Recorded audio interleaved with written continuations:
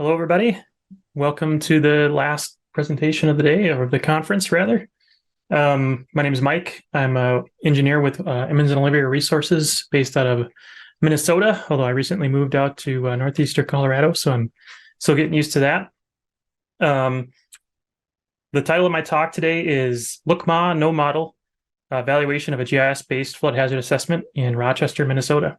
So I'm going to talk about something a little different. There's going to be some modeling involved, but throwing some GIS into the mix here. So just a quick overview of what I'm going to talk about. I'm going to briefly discuss the concepts of flood hazard and flood risk and why they're important. I'm going to then describe this GIS-based flood hazard assessment that we've been using. And I'm going to do a little experiment and present the results of that experiment, rather, and compare this GIS-based flood hazard assessment with 2D model results. So a few years back, I had come across this paper. And if you'd been with me, you'd have seen the light bulb turn on over my head. But I had been doing a lot of GIS work, a lot of topographic analysis, terrain analysis type of work recently. And it hadn't really ever occurred to me that I could just come up with a map of flood risk or flood hazard using just that data in a GIS, not need a model necessarily. So you can do this very quickly as well, which was sort of part of the appeal. You may have noticed that the title of that paper actually used the word risk. This was a familiar concept to me as an engineer, but was a little unfamiliar in some ways, especially the spatial component of this. It was illuminating to kind of read about how they were actually computing risk spatially. So in the context of flooding, the risk that a community faces basically consists of three components. The first is the probability, is the hazard, the probability that a flood will occur, which you're all very familiar with, I'm sure, along with maybe some information about like the depth and the velocity of the flood.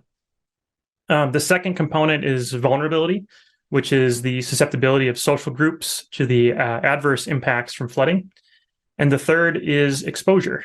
And here we're considering that to be the economic impact caused by flooding. And risk is simply the combination of these three factors, or the where, the who, and the how much of flood damage. So we're going to focus on flood hazard because this is a modeling conference and that's what we're most interested in. But feel free to ask questions if you're curious about the other two components, or obviously go look this paper up. So if I have time, I'll touch a little bit on vulnerability and exposure, but I don't know that I will. Most of you are probably familiar with hazard, as I mentioned. In the United States, FEMA releases maps of flood hazard, special flood hazard areas. They're intended primarily, to spatially define the 100-year floodplain. So these floodplain maps are largely generated using hydrologic and hydraulic models like HEC-RAS and Icwmm, and are focused on fluvial flooding for the most part.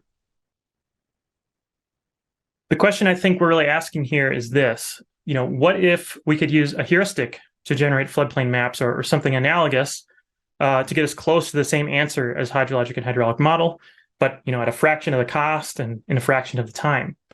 A heuristic, as many of you are probably familiar, is basically a shortcut used to arrive at a solution based on previous experience solving similar problems. It's my way of phrasing it anyways. So without building a model, what are the primary landscape characteristics that determine flood hazard? The authors of that paper I mentioned focused on four landscape characteristics. The first of these is height, or in GIS, it would be the height above nearest drainage is an algorithm that's used. It should be somewhat obvious that the higher you are relative to the surrounding landscape, the lower your risk of flooding becomes. The second is the distance, or the distance from nearest drainage, distance from stream.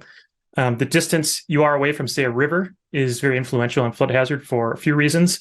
One of which obviously is just the velocity is higher closer to the river.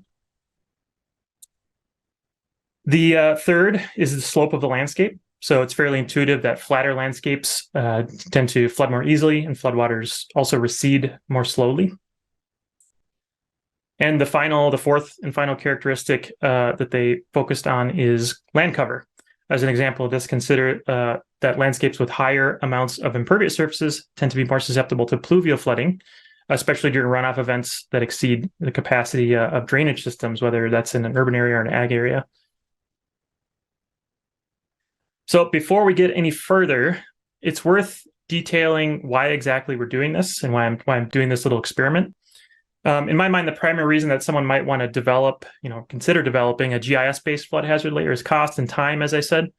But before doing so, it might be important to make sure that the level of accuracy provided by that layer, that approach, is adequate for the intended purpose of the study. One nice thing about this GIS-based approach for large-scale studies is that it can produce a continuous raster layer, the values of which are relative within or across the study area. This makes prioritization exercises, for example, pretty straightforward. Hydrologic and hydraulic models, on the other hand, are spatially discrete in terms of flood hazard, meaning you can run the model for one event and get one set of high water levels. If you're looking at the high water level as the primary output for this, obviously you can run multiple scenarios, but each of those scenarios still yields a discrete set of results. So GIS, on the other hand, can generate an estimate of flood hazard on a continuum, and you'll see what I mean in a bit. So what does it take to produce this layer? We use open source GIS software, QGIS and Saga primarily for this. So it's not that difficult to do. You don't have to spend a lot of money to do it. The first of these, distance to stream, as I mentioned before, is just generated essentially directly from the LiDAR, hydrocorrected LiDAR data, if you have that available, using this overland flow distance tool in Saga. And we're taking the vertical component of that in this case. The height above nearest drainage comes from the same algorithm. We're just taking the horizontal component. The reason we're separating these out is because you can actually apply a weighting to these various layers if you think height is more important than distance for predicting flood hazard, for example. The third component, slope, very straightforward. We're just using a slope tool in GIS. And the fourth, land cover, we're basically just creating a curve number layer using Surgo soils data and the National Land Cover data set in the US.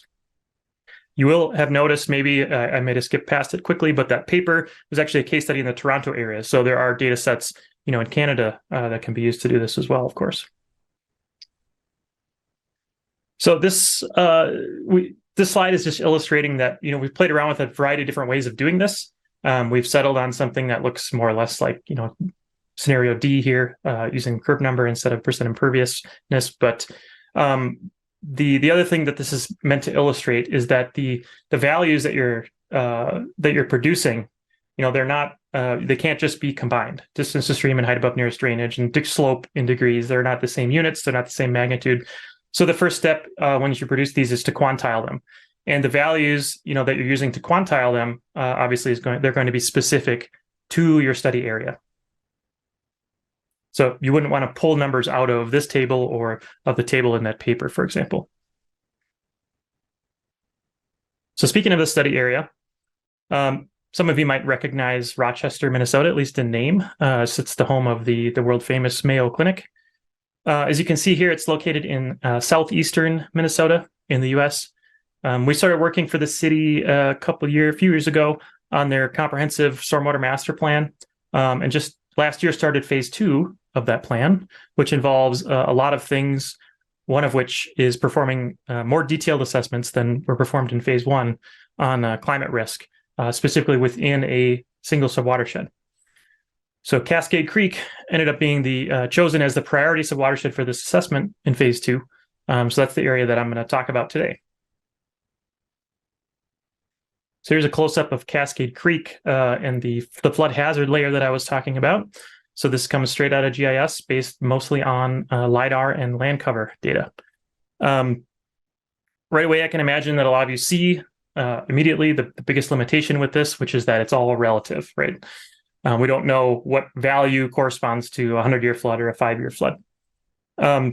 This can also be a strength, especially in the context of watershed planning, which involves, as I mentioned before, a lot of prioritization work. So in fact, we use the citywide version of this data set. So I've clipped it here to Cascade Creek, but we generated this layer citywide, and that was what we used to actually help identify. It wasn't the only criteria we used, but it was one of the criteria we used to identify Cascade Creek as the priority watershed for phase 2 of the study. It's worth noting, of course, that the reason we use this layer in the first place was because there's not yet a citywide H&H model, and given time and budget constraints, the full build out of that model is still years away. So the city is planning to build the swim model in stages. Cascade Creek is basically the first of those. It's definitely the first 1D, 2D integrated model that's being constructed from scratch. We had learned during phase 1 of this project, using some other models that had already been constructed in years past, that some parts of this watershed are simply too complicated, just too complex to be modeled in 1D alone, particularly because we wanted to be able to map the floodplain. I'm sure many of you had that issue trying to map floodplains in complicated areas with the results of just a 1D model. So here's an overview of the Cascade Creek model anyways. It's got about 755 subcatchments. It's about 25,000 acres. It's got 227 storage nodes, 1,800 and some 1D junctions, and 17,000 some 2D junctions, at least in this particular scenario we're looking at here. You'll notice the red boundaries there. That's the areas we are focusing on in 2D. So there was a presenter yesterday that actually mentioned a method for coming up with where you're modeling 2D. We had used that exact same method, which is to say we basically built a 2D mesh across this entire watershed, a relatively coarse one, ran a bunch of scenarios, determined where the flooding was actually occurring, and then sort of pared down our 2D mesh to that area. So these are just the sort of the important areas that we identified. The rest is all in 1D. So I'm going to be comparing, I'm basically going to be computing results across this entire area, so these two features, and then comparing them individually, and you'll see what I mean in a minute. So what I'm showing here, and this will make more sense once I get a few slides ahead, and I'll come back to this, but what I'm showing here is first the red that you're seeing. That's just the areas where the 2D cells had a max depth greater than 0. So any wetted 2D cells, essentially, those are being shown in red. In blue, this is the flood hazard index, and it's been reclassified to try to match the 2D cells, essentially the results of the 2D model. So anywhere you're seeing dark red, that's where they agree, and anywhere you're seeing blue or light red, they disagree, essentially. This was the results from a 100-year, 24-hour storm, as I should mention. So just zooming in on that bottom feature, feature 1, you can see this again. This is just kind of a close-up view. You can see that the agreement is actually pretty good here between these two things, these two layers. And then zooming in a little bit to feature 2, the bigger one, what I'll note here is that there's a lot more urban and suburban and industrial drainage areas in this part of the watershed. So there's a lot more drainage system components here, subsurface drainage, storm drains and culverts and things. And so I'll talk more about that as an explanation for why this one, at first glance doesn't look to agree as well. But let me first talk about how I actually did the reclassification of this flood hazard index. So I used something very simple. It's called the Jacquard coefficient. I think it has some other names as well, but it's essentially just computed by the intersection of 2 layers or 2 data sets divided by the union of those 2 data sets. And so again, so in this example, the A layer would be the 2D cells wherever the max depth is greater than 0, and those would be converted to a raster. And then the B layer would be the flood hazard index greater than X, where X is this optimized sort of parameter. So of note, you'll notice, or you maybe recall back when I was talking about quantiling, all the 4 individual layers that went into this flood hazard index layer, they all have values between 1 and 5. And so the resultant layer also has values between 1 and 5, where 1 is the lowest relative risk of flood, or relative hazard, and 5 is the highest. So looking at this again, this is the second feature, the more urban one with more drainage system components. You can see up at the top here, I have 2 numbers listed, R and J. So J would be that Jacquard coefficient, which is the intersection divided by the union, and that's on a scale of 0 to 1. And R would be the value that came out of the optimization function that I used to reclassify the flood hazard index. So basically, this is the optimal value of R or excuse me, it's the value of R that gets the optimal value of J, of the Jaccard coefficient, for these two data sets within this feature. Hopefully that makes sense. I just wanted to bring you back to here again to point out that the very low, again, was correlated with 1, and the very high was correlated with a 5. And so a 3.313, which is the value of R that we used to reclassify that raster, that clipped version of that raster, somewhere around moderate, a little bit higher than moderate. So I'll go back to that. Everything that you see here in red, or excuse me, in blue, that corresponds to basically anything moderate to very high.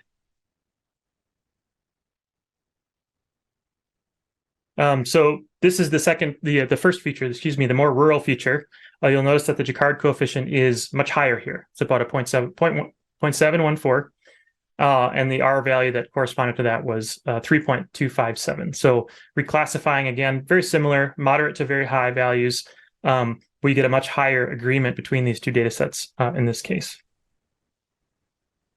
So just to break this down a little bit more, I ran 6 different storms, and again, like I mentioned, I computed this Jaccard coefficient overall for both features and then for each feature individually, just so we could kind of see how those compare. So two things you'll note here. One is that the second feature always agrees with that data set for the most part, much more. Excuse me, the first feature is what I meant to say. The more rural feature agrees with the flood hazard index much more. And then the second thing you'll notice is that the agreement keeps increasing as the events get larger. So I'll talk a little bit about why I think that might be. So as I mentioned, the performance in that rural area was better. This could be due to a couple of things. One is that, as I mentioned, there's less influence of drainage infrastructure, which is not being represented, obviously, by that GIS layer. We're only, that's only able to look at where the water's flowing over the landscape, essentially. I also think there could be some disagreement because our 2D model has subcatchments, right? And they have a finite resolution. So we're looking at, GIS, we're basically looking at every single cell, and I think we did it at a 3-meter resolution here. Our subcatchments are obviously much larger than that. So I think that our flood risk or flood hazard index layer might actually be a better indicator of where there might be pluvial flooding. As for the reason why it performed better for those larger events, I mean, this could be, again, the drainage infrastructure is getting overwhelmed. So we're representing in the 2D model more and more of that, just that overland flow. It could also just be that we're inundating more of a larger percentage of the area. If you extrapolate and say ran a giant event, eventually the whole thing is going to be flooded, right? And they'll be in perfect agreement. So I'm not sure which one of those two is more the explanation there. Couple of things I want to still investigate here and look out for the paper we plan to publish, because they'll have some updated results in there, hopefully. I want to look at removing the storm sewers entirely, seeing if that improves the agreement between these two things. So maybe that's an indicator, a better indicator of how the model might perform if, assuming the drainage infrastructure or the drainage system isn't operating well. And then waiting for the depth of flow. You'll notice that I was just looking at wherever there was a wetted 2D cell. Anywhere that max depth was greater than 0. So I'm curious if looking at diving into that a little bit more might change things. So in summary, I think we've already shown that this GIS exercise is very useful, a large scale for planning and prioritization work. But obviously, at some point, you're going to need a model to look at drainage infrastructure, so that just can't really be represented using GIS alone. Just wanted to quick acknowledge some of the other people that contributed to this at EOR, and just throw out my email. So in case you have any questions, feel free to send me an email. Thanks.